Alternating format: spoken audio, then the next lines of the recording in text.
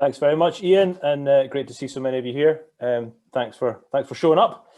I mean, very straightforwardly, I mean, who's this designed for? It's designed for new, young Alpine coaches. Well, they don't necessarily have to be young, new instructors, race trainees, those that want to become racers, and their parents.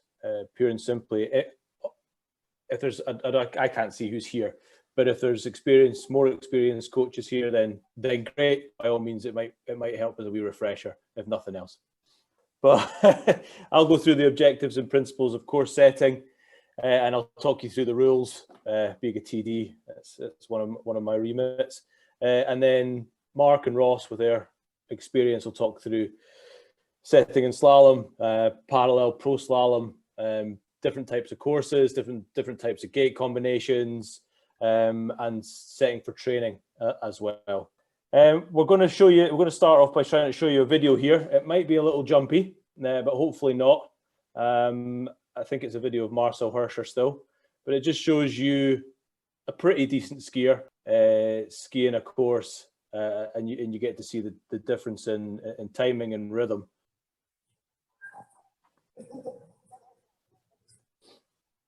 I mean, I'm not gonna talk you through it in any way, but it just gives you a feel for a slalom set. I think this is Schladming, and the different combinations, vertical combinations, and then normal open gates and hairpins.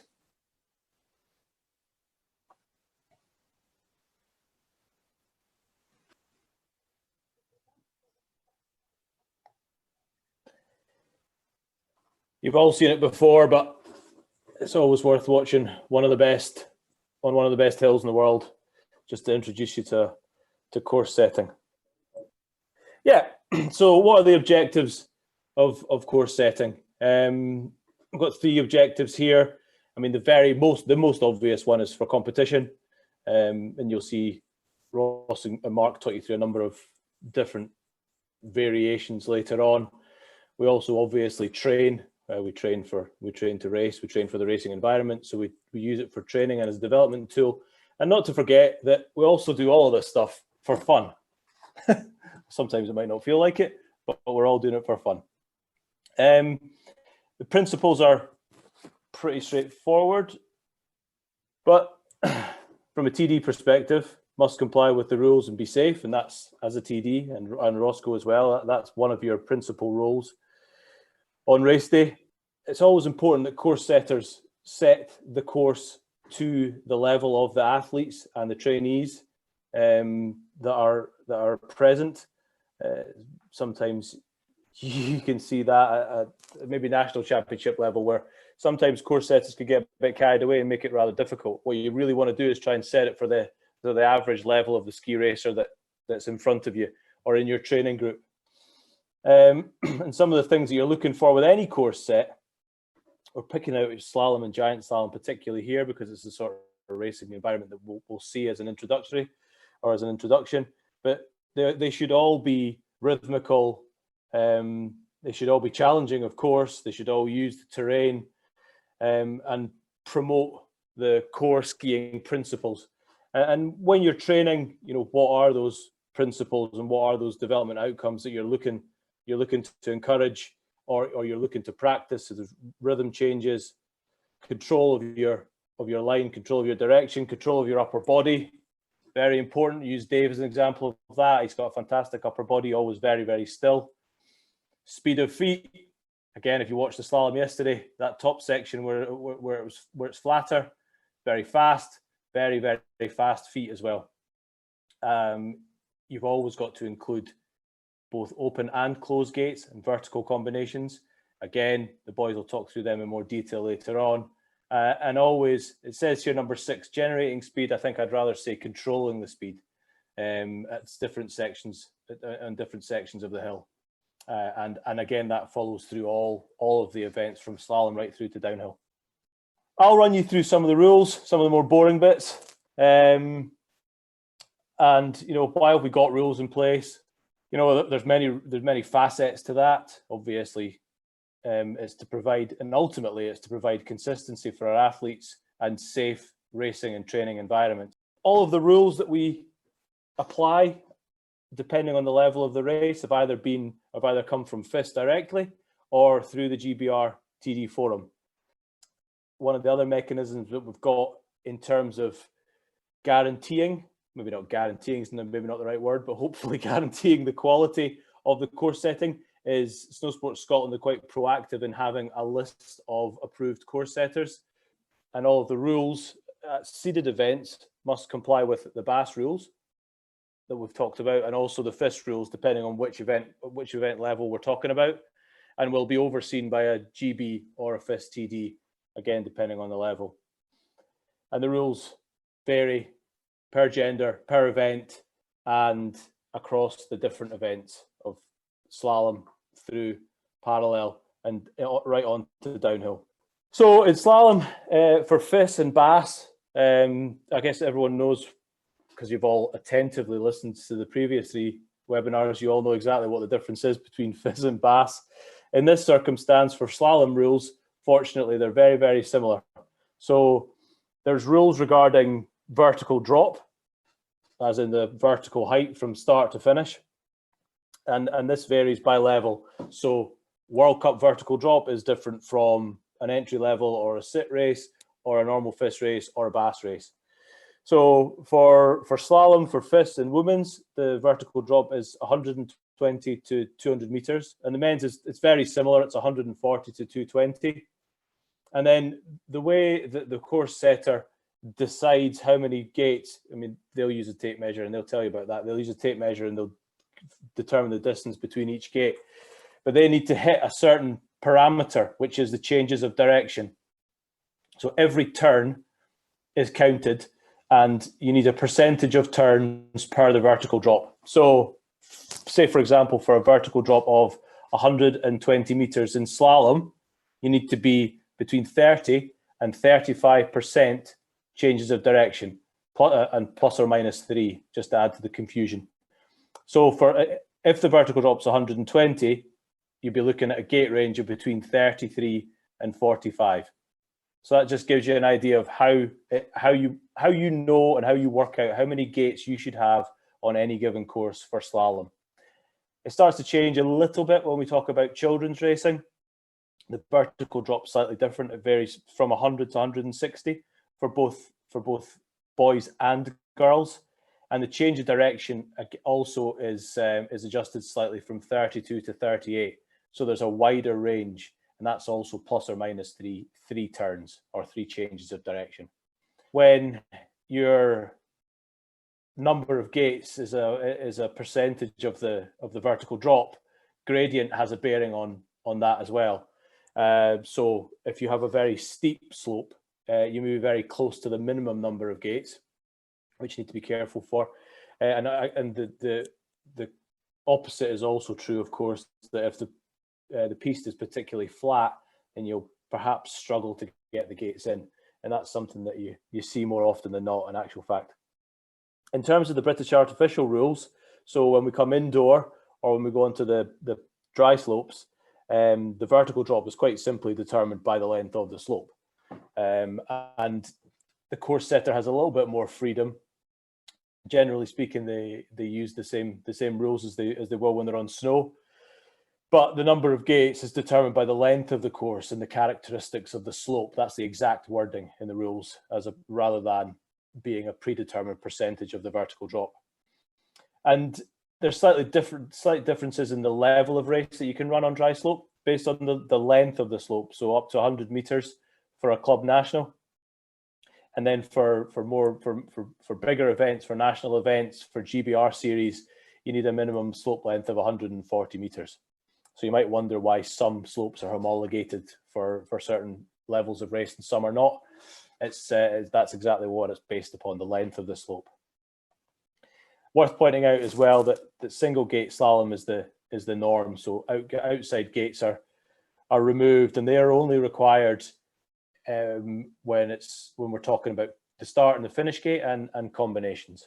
Very similar again with GS rules. It's a percentage of the vertical drop, and at FIS level, it all varies a little bit, but for women it's 250 to 400 vertical drop, and the men again just slightly longer courses are allowed with 250 to 450 being the max, and that's 11 to 15% of the direction changes.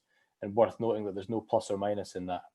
Children's slightly different at 200 to 350 vertical drop, and again slightly more leeway to allow for, just to allow for the use of more slopes at 13 to 18% direction changes. At British level, the only difference is that there's slight restrictions to open up more slopes for British races. The rules are slightly less stringent. So for U18 and U21, it's 200 to 400 meters. U16 to U14, 180 to 250. And then for U10 to U12, you can go from any length up to 250 meters. There's no rules apply to GS racing in Scotland. I mean, if you're lucky enough, you'll have seen a GS race at Hill End, but that's not a seeded event, and you won't see that indoor or on artificial slopes as a rule, unless you're crazy Scot. And again, single gate GS is the norm now in terms of the rules. Just picking out some other rules. For Super G, I'm not going to talk through the vertical drops and everything. You won't see them, obviously, until you get out to Europe, unless we have a really good snow year and we have a Super G at Glencoe again. Maybe one at Cairngorm, actually, back in the day. I can't remember. Ross, you can probably enlighten me. There's definitely one at Glencoe. But again, obviously, longer distance between the gates, longer slopes, and a less percentage in terms of the direction changes on the slope. And you'll see, again, slightly more lenient approach towards children's racing and bass racing on that front as well. Parallel, very popular format. We use it a lot. I think the guys are going to talk about setting for it later on. In terms of rules, the rules they're quite loose, and at FIS level they're ever changing. And you'll notice that the World Cup rules now are the same as the Continental Cup rules, and they'll apply for the Olympics and the World Championships. And they've moved to using a GS ski on a 16 to 20 meter radius.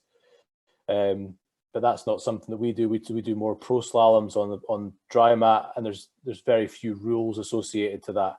It's down to the course setter and making sure that everything's exactly the same, and normally follows a parallel slalom format. One other event that you may or may not have seen is combi, and this is used internationally at FIS level. And then we've also they have two types of combi. It uses different types of gates. It uses different terrain, different radius of turn, all within the same course. At FIS level, they have a slalom or a giant slalom combi, and at British level, we've embraced the combi as a good developmental tool for our athletes. So we've gone slightly further, and we've got a technical and a speed combi, where a technical that's a combination of slalom and giant slalom, turns and gates, and then moving on to a speed combi, which is a GS and which has its base in Super G and GS. Again, in terms of referencing all this material, the best place is GB Ski, where all the rules are for FIS through Bass and then into Barts. But the vast majority of this comes from the FIS rules. So that's why we reference that so heavily in the first instance, and Barts and Bass are addendums to that. That's me. If anyone's got any questions on the rules side of things that aren't too complicated. So we'll pass on then and move on to Roscoe and Mark. Basic resources that you would need really for setting on the snow. Drill and hopefully a key. The key we tend to only use if we're using the screw-in gates. It's probably advisable also to have a key if you're training on a glacier.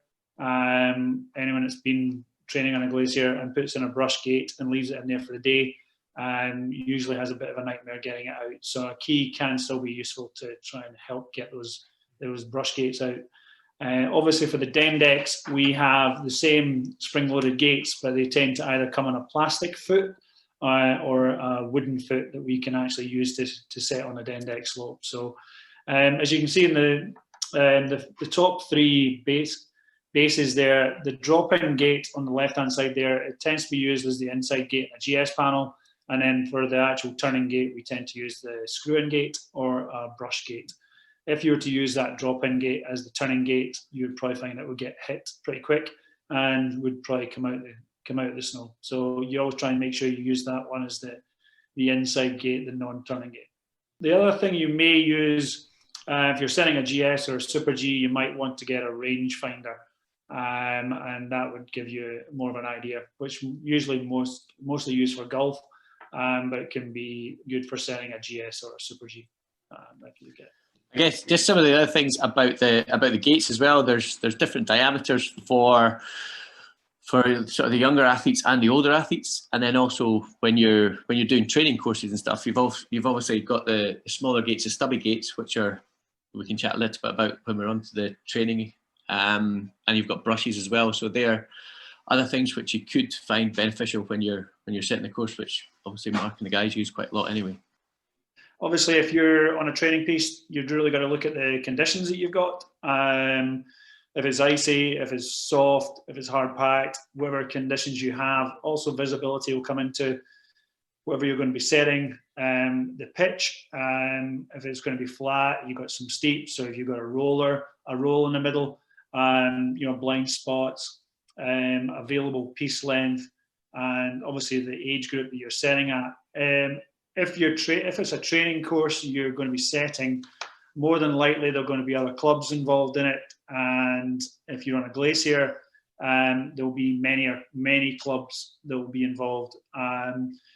Especially if you're setting a GS and you're setting a training course in a GS and a glacier, you may find on certain occasions there's maybe up to about 10 or 12 different clubs on that same piste, and you're having to shadow the course next to you. You tend to, if it's really busy, you're maybe having to go within about 2 meters of the courses next to you. I don't know if many of you have seen any pictures, but on a glacier, sometimes it can just look like a minefield of gates. One of the better tips for you would be always to try and use the opposite colour to the person that started next to you. So if they've started setting a blue gate, then you're better off setting a red gate. Which is going to give you certainly more a chance for your kids or your trainees to actually find out their way down. But certainly, if you're setting it for a race and you're going to be the only course on it, then you've obviously just got to take in the terrain and you've got to deal with. In Scottish terms, on the dry slope, the main. Oh, sorry, we're on the snow at the moment. But I mean, certainly for the snow, you're looking at Cairngorm. The last few races have been on the White Lady, which tends to be not overly difficult to set. It's quite a wide piste and quite flat at the top, and then it goes over at the Elfin Fence, goes over the roll onto a slightly steeper pitch.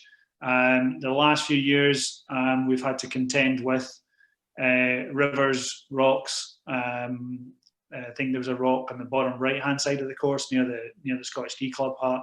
So, I mean, we have got to obviously take into considerations in Scotland for the terrain, as well as just getting a lovely flat piste, which we would maybe get out in Europe. So you have got to maybe have a bit of prior knowledge of the slope, but also a bit of consideration when we're coming down to where the areas are. Certainly, Glen Shee is very tight with the snow fences, especially if you were going to try and set a GS down Glen Shee, you would need to make sure you're giving yourself plenty of space. We need to stay away from the fences, and we also, quite a few times, if we're setting in Glen Shee, maybe Glencoe area, the snow depth is not great, so you need to take into consideration that you might actually hit the ground, and if you do that, you need obviously to move further up. And certainly, in my experience, you'll be thinking you're going to be setting a nice course, and all of a sudden you hit the ground and there's no snow depth. And then you've got to climb back up 2 or 3 gates to try and put a different combination in to try and get yourself down the slope without hitting the ground. I don't know if you can flick back a second, Ian, just onto that.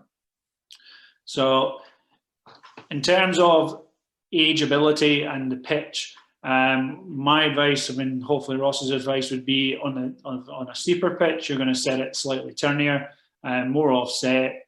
to keep the speed down. And obviously then as you're coming on closer onto a flatter part, then you would let the course, the offset narrow. You would maybe put in some of the combinations at that point to allow the athletes to generate a little bit of speed to go over the flat.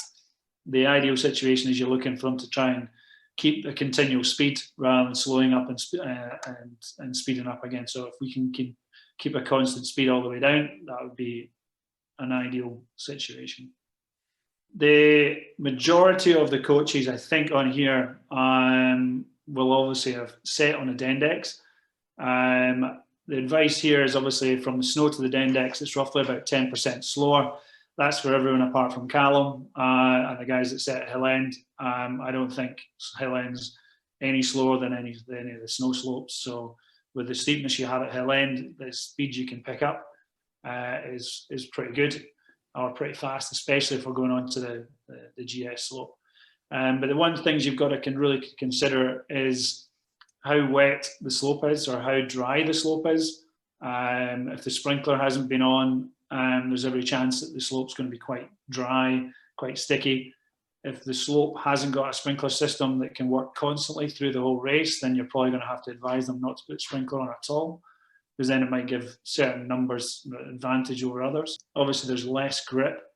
Some of the slopes, I apologise, I haven't been around them all. Some of them will get slightly older mat, some of them will get newer mat. The newer the mat is, the better the grip that people are going to get. Hill End, I think, is over the recommended gradient for Dendex, so you're actually skiing on the back of the bristle, so it makes it even harder to get a grip on the steeper parts of Hill End. Yeah, the face up the very top is actually too steep. That's why everyone nails himself on the first corner. Oh, everywhere apart from Hill End, you don't have to worry about necessarily the steepness. It's more the rolls or the condition of the mat. If the mat is bald or balding, then you would either move the gates into a slightly better position. We tend to find, getting a slightly bit more technical, but a lot of the Dendex slopes down south don't have particularly great mat. So the athletes down there tend to use the ceramic tool. I know some folk are using it at Hill End now as well, which doesn't allow the kids to actually slide their ski or put their ski sideways at all. It just grips automatically. So the English racers that come up into racing in Scotland that do that tend to not do as well, because the gradient of the slope doesn't allow them just to set the ski and ski the radius of the ski. So, but certainly down Hill End, majority of people is trying to keep the speed down, unless it's something like a national champs, and then you're going to set it slightly more technical. But for the club nationals and these entry level races, it tends to be setting it within the regulations. Hill End's one of the few slopes that I've set on that I would go to the maximum, which is 11 metres, to set on Hill End, to give the guys plenty of space to get around the gates. On the other Dendex slopes in the UK, most people, I would say, are going to be setting around about 9 to 10 metres, just to get people moving on the slope and to get the gates changing. Under this Dendex, we don't have a block here for indoor snow, so I would say it's more going to come under this level. The indoor slopes fall in the same sort of gradient, where we would tend to set a shorter distance between the gates, and this will enable us really to try and get the movement going, because we don't get as much speed. You wouldn't go as far offset, but you would tend to go shorter distances and less offset to give them the speed. They do tend to put more combinations in on the indoor slope. So in an ideal world, on the Dendex and also the indoor slopes, especially the indoor, you would be trying to get at least one combination, one hairpin, one undergate and one verticale in, would be an ideal situation to at least get the 3 different combinations in. Just to give you some sort of indication, Glasgow, you tend to get maybe about 14, 15, 16 gates in to turn, or 15, 16 gates, turns maybe, down that slope. So you're trying to fit all these different combinations in that spacing of 14 or 15 gates. It's better if you come with a sort of plan and an idea of how you're going to do that before you turn up. Those of you guys who are maybe been skiing in Escape or Snow Factory in Glasgow, you do have a slightly bigger, more pitch, and then you have the wee sort of, I wouldn't call it a road, but it's the bump, and it always tends to get quite soft in there. So you need to be allowing for that. So you tend to go fairly straight at that point, so you're not going to have to dig too much, because the snow conditions in there haven't really been that great, and you tend to get a lot of sugar.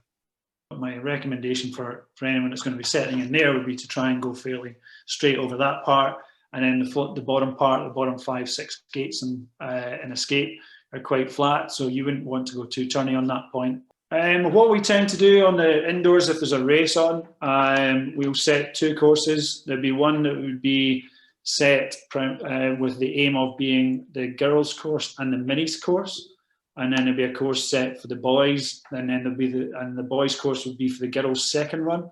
So the boys' course would tend to be set the one that's be slightly harder, or would maybe have more combinations in it. So that the boys and the girls would both ski that course. But the course that would be set for the girls and the minis would be probably looked at being the easiest one out of the 2 courses that we set. Sometimes we do go in with the intention of you're going to set the boys and another coach is going to set the girls. But if we look at the 2 courses and one looks a lot easier than the other, that would be deemed as the one that would be the girls and the minis course. Some of the boys will tend to, if they're normally skiing a 165 on the snow, they maybe skiing a 157 on the dry slope. So maybe the shorter distances work on that. But I know a few of the better racers over the years have skied on the 165 full length. So you have to set it in corporate to get everybody down. So you would set it with those ski lengths. But one thing that you see quite a lot of is the course setters coming down and they're looking back up the hill at what they're putting in, and not looking enough down the hill to where they're going to go. And so definitely for course setters, having an awareness of the hill, of the gradient of the terrain, of where they're going to set before they're going to set, especially for competitions, is a key thing to do. But then making sure in training courses as well, making sure you're looking down the hill as to where you want to go, where those gates are going to be put in, especially like Mark said, for in Scotland, you've got a snow fence coming up, you've got a bit of heather. And so it's quite a common problem for athletes who have just starting up with their coaching to come down and then find themselves getting taken one way or another with the fall line of the slope, rather than keeping with the sort of continuation, the rhythm of the slope that they're wanting to set. So this is obviously aimed at the terminology of the courses.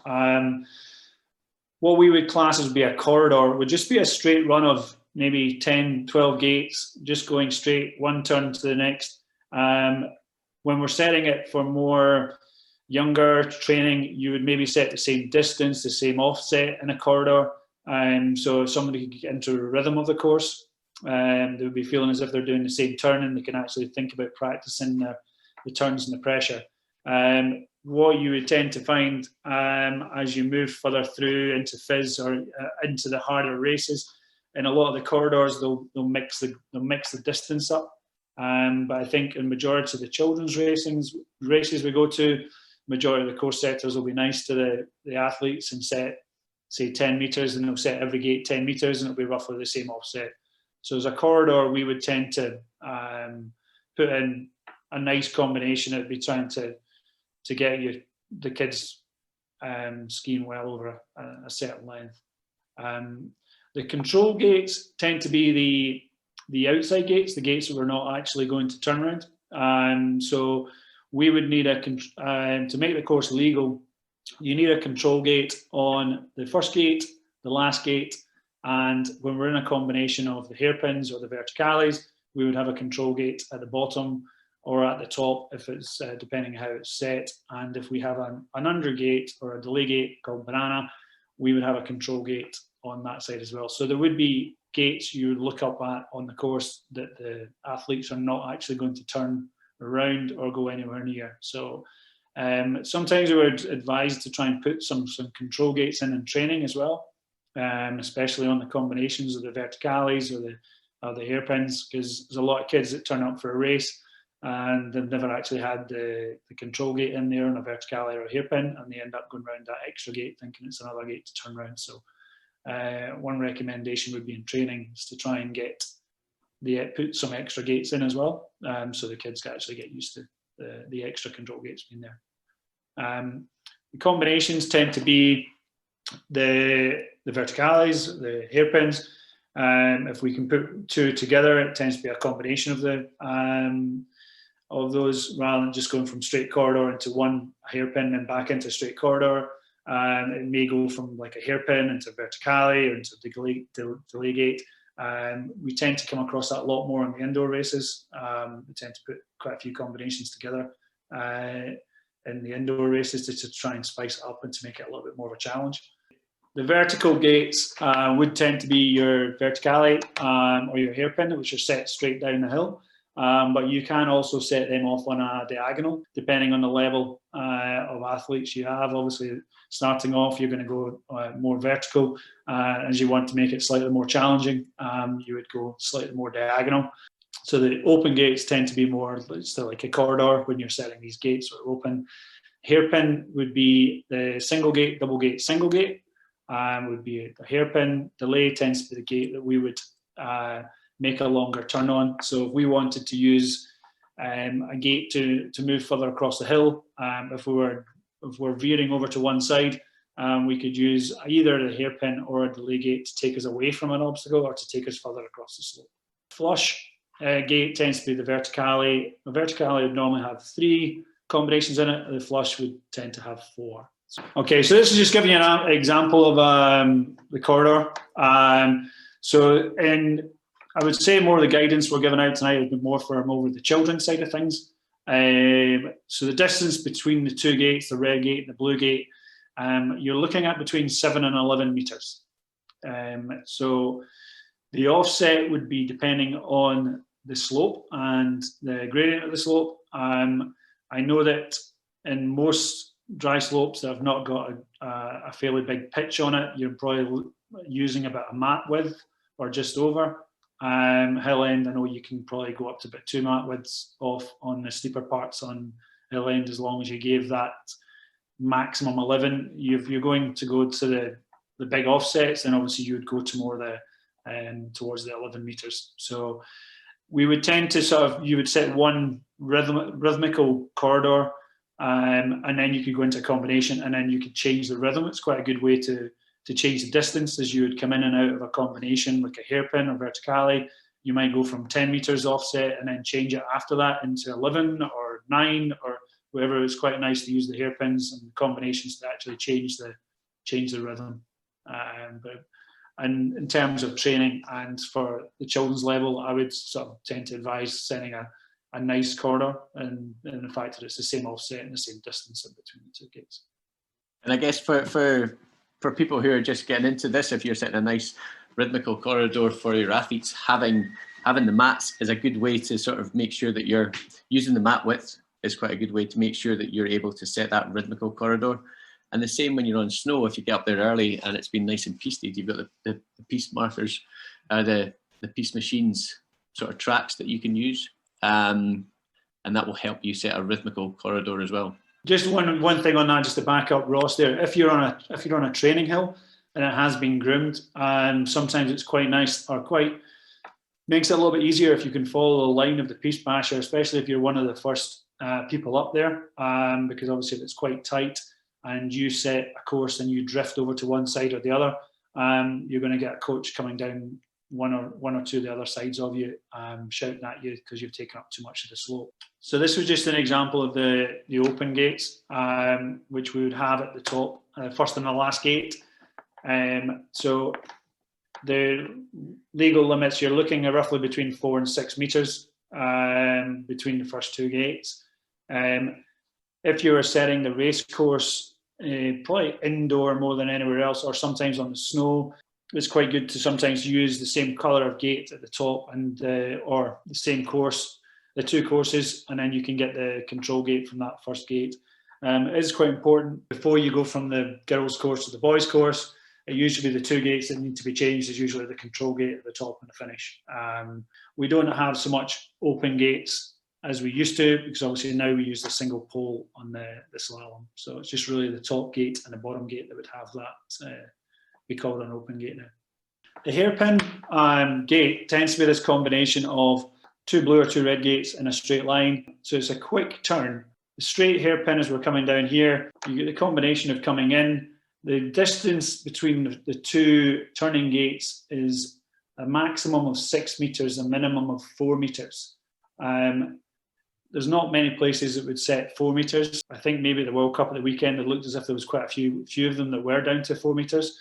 But I think in general terms, if we're setting and we're trying to be nice to children, we would tend to be at 5 to 5.5, just to give them a little bit more chance to sort of move their feet quick through these combinations. When you're setting a hairpin, you can either set it the way in the diagram that we've got here, where you're coming in the top, but you can also set what they call a reverse hairpin, where the blue gate right at the bottom would be on the opposite side, and all you'd be doing is coming in and turning around the two gates in the middle. That has been set quite a few times and can be set where you're just basically turning around a double. The rules are, as long as you go between the two blue gates and the two red gates and turn through them, then that is a legal turn. So I don't know if many have watched the World Cup at the weekend. I think there was one of the American boys got late on the last pitch, and he missed the entry into the hairpin, went round the wrong way, but still managed to finish the course and was legal. It's obviously slower to ski it the wrong way, but it is possible, providing you go round. Just one thing, I mean, I've maybe been covered on one of the other lectures that we've been on, or the shows we've been on. If you had missed this, and to legally not get disqualified, you have to cross the line in between the two gates, so you need to go up and go round. If you're doing a single gate and someone doesn't want to be disqualified, they've got to climb up and go around the top of the gate. So they're going to be not disqualified. You can't just go up to, in the days of the open gates, you just had to cross the imaginary line between the two poles. But now we're on a single gate, you've actually got to climb up and go around the gate. This is just an example of the diagonal. What you're always trying to make sure is that the gates are in a straight line. So if you're looking back up the hill, we try and make sure that that line is. One thing that constantly comes up is the distance in between the two gates. The double gate needs to be a minimum of 75 centimeters and a maximum of 1 meter. You've got to leave 4 diamonds in between. 3 diamonds is too short. It does look quite long, but to be legal, it needs to be that 75 centimeters to a meter. The other thing that quite a few people use a drill and a drill bit, thinking it's 75 centimeters. Most of the old drills and old drill bits that used to be quite long, it was 75 centimeters, but the majority now are using the newer drills and the orange and the purple and the green and whatever colour drill bits now. If you are setting, and check the distance, but I would guess the majority now are less than 75. From the tip to your binding of your ski is about 75 centimetres. So if you're wanting to find a quick way of ensuring that you have that 75 centimetres from the tip to a part of your ski, might be something that you could use. All right, okay, we'll jump on to the next one if we can. So vertical combinations, same as the hairpin, but we would tend to have, it tends to be 3 turns or 2 if it's reversed, but also you have the option on this one is to set it as a royal flush, which is putting the 4th set of combination of gates in. You would tend to really only use that if you're maybe going on to a longer flat and trying to sort of keep people's speed up. What we tend to find with these combinations of a verticale and certainly maybe a royal flush, if you were going to use it, would be on a flat. I wouldn't tend to recommend setting it down anything really steep. So if you're going to be setting verticales or hairpins or stuff, I'd try and be more considerate to the terrain that you're going to be setting on and make sure it is not going to be coming too fast at it. I know that at Hill End, majority of the time there's one set just at the bottom of the steep, and it always tends to catch a lot of people out. But it gets you across the flat at Hill End, and you know it's probably in the right place, but it does tend to catch a lot of people at it because it comes quite quick at them. Again, on the vertical combination of the verticale, you can ski that in a reverse way as well. And just if you were setting it in reverse, my piece of advice would be to set from the turn of the double gate, and then climb back up and set the 4 to 6 meters of the single gate that's not going to be turned round. But that would be my advice on that for setting. The delay gates, or what's called banana gate, the distance for children for under 16 would be that maximum 15 meters. There's 2 or 3 concepts in the way you would set this. If you wanted to make it particularly easy, you would set it 1/3 of the distance to the delay gate part, and then the 2/3 to the turning part. Again, if you wanted to make it very easy, you would just set it in a diagonal line, but there's no rules to say that you have to set it in a diagonal line. You can set the delay gate like almost straight below the first turning gate and then out to the next one. So there's no rule on where that one needs to be. It can be straight down or it can be further across the hill. But I would tend to, if you're going further across, then you might want to go closer to the 15 meters. But the rule of thumb, I would go 1/3 to 2/3 would be my guidance, but Ross may be different. No, not at all. I think that's a good way to do. And I guess for people just getting into the setting delay gates and stuff, sort of having one of your helpers go down and ski a line that you're wanting to do is helpful as well, just so that you know where to put that middle gate. And also for all these sort of combinations, it's good to be aware of why you're setting them, what they're doing. Obviously, Mark says with a royal flush, you were setting that over the flat to keep the speed up and stuff. But if you're setting it on any sort of gradient, you have to be aware that they're going to be generating speed through that combination, through that royal flush, through the hairpin. And so the gate you set after that is also very important, depending on what you want to do. If you want to make it really challenging, it would be a bit more offset. But being aware of how the athletes are going to ski the course that you're putting in the ground is, you've got to consider that when you're putting it down, so that you get what you want out of it. Sorry, there's something came in there. If you set an under gate to ski off, do you still measure from the first gate? Yeah, the distance of the max 15 meters is from the turning gate to the turning gate. So from an example there, the 2 red gates, it's the fifth maximum is the 15 meters. So it doesn't matter if it's if you're going to not hit the delay gate or it's not going to get in the way, it's still maximum 15 meters from the turning gate, the 2 turning gates. This bit is obviously relevant to the snow, and I've sort of aimed it more at the children's side of things, just in terms of how many combinations that you can put in. Obviously, we need a minimum of 1 verticale in the course, and that can be between 3 and 4 gate, either a verticale or a flush. We have maximum there is 3 for under 16s, and maximum is 2 for under 14s in the vertical. So if you're using your course and it's going to be for under 14s and under 16s, you need to set the course for under 14 rules. So in Scotland specifically, because we tend to only be setting like 1 race course for both age groups, we would tend to always guide towards the under 14 rules.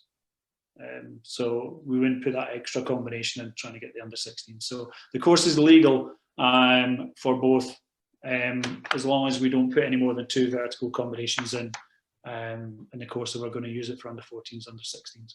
So I know we do tend to use both age groups, and same in Scotland. And again, on the hairpins, you're looking at minimum of 3 hairpins, maximum of 6 for under 16s, and minimum of 2 hairpins, maximum of 4 for under 14s. So if we're sharing the course, we would need to make sure there's at least 3 hairpins in the course and no more than 4 for the under 16s. So, and then I think it's maximum 3 delay gates with no minimum for the delay gates. It would be quite good if there's any questions here, we can answer them on. Okay, we've not really gone too much into the detail for the giant slalom, primarily because a lot of the course setting that the guys are going to do or coaches are going to do in the initial stages would be for dry slope, indoor, and Scottish races. As Paul said earlier on, we're quite lucky if we can actually get a GS run. I think we're looking at Cairngorm. There was one last year. The GS side of things, rules It's similar to the slalom. We need an outside gate on the first and the last gate. You can put a delay gate in a GS course, but it's not necessary. You can get away with the GS course just being in the one rhythm without a delay gate. So sometimes people put it in just for the sake of having it in, unless you actually need it. Sometimes you don't need to put it in. Would be the guidance on there. Obviously at hill end you would use them, but if we're setting on a straight course, then we wouldn't necessarily need to use the delay gates, unfortunately. There's one question just come in. Sorry, were you going to do it, Ian? No, on you go. On you go. It's do you have any tips for setting a training course indoor or snow, judging distance by eye? Ski, I can't see that bit. Ski. If you don't, rather than use a tape measure. I tend to use ski length still, as long as you're good with multiplication. If you've got an idea, most people, I'm on a slalom ski and it's 165, and I'll tend to set maybe 6 ski lengths or five ski lengths or 6 ski lengths, and I use my ski. If you want to make it more difficult for your kids, you can use by eye. That would make it more of a challenge, but ski lengths tend to be the quick way. Certainly if I'm setting on the dry mat, I wouldn't use a tape measure, but if I'm setting for a race on the snow, I would tend to use a tape measure. Right, just backing up what Mark says there. If you're setting using your ski, just figure out what the distances are. If I do 5 ski lengths, it's going to be this. If I do 6 ski lengths, 4 ski lengths, whatever it is, just so you know before you go and set that course, you know what the different distances you're going to do. And also, like Mark says, there, setting by eye is good, but it's definitely something that you should practice with a little bit, and maybe have a tape measure also, just so that you can see what your eye's telling you, and then see what the tape measure, and if it's the same or if it's not the same. And yeah, maybe challenge yourself, like I'm going to set here and then get the tape measure down and see if that's the 10 meters you want or the 9 meters you want, whatever it is. So having a little bit of practice with it definitely first before you just set a course by eye, I would definitely recommend. This is something you're probably going to use more of on a dry slope or indoor. Would be the parallel slalom. On this, if you're on a dry slope, certainly I would tend to use, certainly on Bellhouston and a few of the smaller ones, I would probably advise more the single gate dual slalom, because we can shorten the distance down a little bit on the single gate. Ideally, you want your safe distance apart, which is maybe going to be about 3-4 mats if you've got that, maybe at least 3 mats for the distance between the 2 courses. If you're measuring, it'd be ideal situation if you've got 2 tape measures or 2 people. I know in the snow we've used that quite a lot when we're setting a course, so you're getting the exact same distance across the hill as you are down the hill. That's the way it would tend to be on the snow. If you're on a dry mat, and obviously it makes it a little bit easier, you can follow the lines of the mat, or if you really want to take a lot of time over it, you can count the diamonds. It can take a little bit longer, but certainly when you're setting on the mat, it's a wee bit easier to follow the line up and down. And if you start with the same distance in mats at the top, it can sometimes make it a little bit easier, as in if you're three diamonds off a join on the first gate, then you can be 3 diamonds off the other join on 3 or 4 mats across, which would actually make it a little bit easier to set and make sure you're getting it in line. So there's 2 different rules of thumb. If you're on the snow, I would tend to use tape measures. Some of the slopes in the previous years of doing it, have got a bit of rope, and you've got a bit of rope that's there, and it's the set distance, and then that's the way you could help set your distances across the hill. For me, the parallel slalom with the flags on, if you're training, you're going to have a lot of coaches about the hill. I mean, every kid now is convinced that they need to hit the panel and double cross block. So I think that's maybe one of the reasons that the World Cup has gone into more parallel GS now opposed to parallel slalom, because it was really affecting the technique of the kids, just trying to basically hit the flags, and a lot of people were getting injured with their arms getting pulled if they can't do it properly. So certainly for me, the recommendation is more on the dry mat would be single pole. I think we've done that at the Scottish Champs as well. The last couple of times, I think we've done it single pole. I'm not too sure. Callum will correct me. I think we have used flags and single pole sometimes. So it's a mix of a combination. If you're using the flags, I would tend to go a slightly longer distance. As Paul was stating, now the parallel GS, they are doing now between 16 and 21 meters. But I think they're not going that far offset.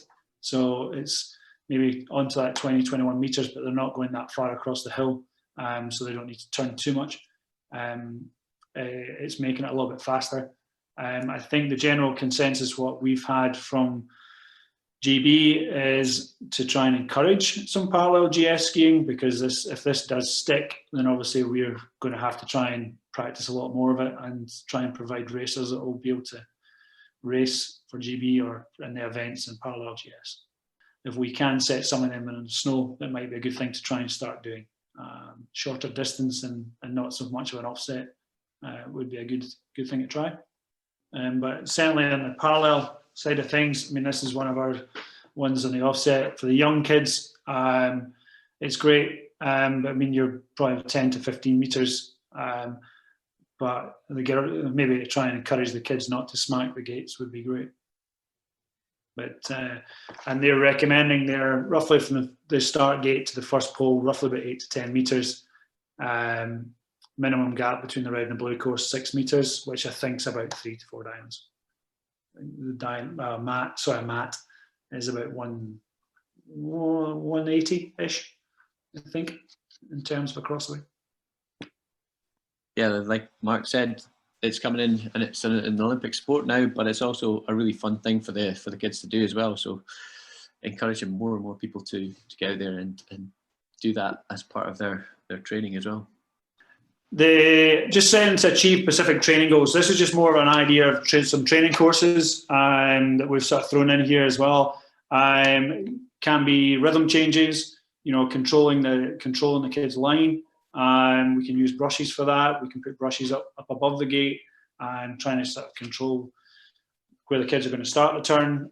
You can use combinations of stubbies and full gates. What we've tend to find over the summer, if we're doing a lot more training in the summer in the indoors, we would tend to use a lot more stubbies, because then we can actually work on some drills with the upper body, and the kids don't have to worry about hitting the gates, or they can ski the stubbies a lot without poles. So certainly as a training gate, I think the stubbies are fantastic, stubbies and brushes. So for me, if we're trying to achieve goals as in change the technique or change the upper body positions or do anything along those lines, the stubbies are the way forward. I think most of the clubs now on the dry mat have got stubbies, and most of the academies and clubs on the snow have all got stubbies as well. So they tend to be a very good exercise in the summer and the October camps. And then once we get into more the ski season, when they're racing, probably more, you're back into more full gates. But this is just one of the training courses that's used a lot. 3 gates, 3 gates, 3 gates. It's more getting the kids to move their feet quick, getting used to turning out of a combination into another one, and moving for the change of direction and quick feet. So you'll tend to see this one set quite a few times on different slopes. And again, similar idea using the hairpins. It's maybe could be the next step from the last one where you're doing 3 and then turning. This is a 1 turn, quick turn out, and after the hairpin and back in and quicker. So certainly for the dry mat and the indoor, a lot of these combinations in training and quick feet are really recommended, because a lot of the indoor courses are set to quick short distances, quick turns, quick feet. The one or two courses, if you're racing at the GB indoors, they do like to try and set them with loads of different combinations and have them quick feet. So it's quite good as a coach if you're setting and you're getting ready for an indoor race or a national champs race. You'd want to try and make sure your kids are moving their feet quite quick before they turn up. Boom. And again, another. I don't know if you can actually get away with calling this. It used to be called a suicide course, but I don't think you can get away with calling it that anymore. But straight down, straight rhythm. You'll see this a lot with the stubbies, the brushes. and if you want to then move it into full gates. If you're on a shorter dry mat, like Shiraford, whatever, one of the things I tend to use before we go and race at Hill End is I would tend to start maybe something like this, but start it from halfway down the slope. So the kids would be encouraged to run straight into it from halfway, just to get used to having to move their feet quick at speed. Just before they head to Hill End, that'd be one thing I would tend to try and do with the kids on a dry slope. So obviously we can't replicate the speed that they'll be travelling at Hill End, but you can certainly replicate it if you go straight into it and start from halfway. So it might be something that some of the guys already do, but it's something that is worthwhile trying as well. If anyone's got any questions or any advice or anything else they could add, what other training courses they would recommend or do, this is a good time to bring it up. We've got one from Duncan McDonald here. What's the current pathway for those looking to venture into course setting from other race duties or coaching? I mean, to find a club that you could work with and find a coach who is more experienced is obviously a good thing to do. And with the current sort of logbook that we've got, it's a good progression through that, where you've got to sort of shadow someone setting a course. You've got to have a course set with someone looking over you, and so you're getting a little bit more awareness of it. But having someone there with you when you're setting your courses who's a lot more experienced is obviously a handy thing to do, just so that you can bounce ideas off them as you're going down setting. Okay, thanks, Roscoe. So I'd like to say thank you to Paul, who's actually left the meeting and had to scoot off for another call. Mark, thanks. Roscoe, thanks very much. Please put a date in the diary for next week if you're going to come along and join David for the training on timing and calcs. But in the meantime, if you'd just like to throw your comments of thanks in the chat, that would be great. And thanks very much, everyone, for coming along and joining in.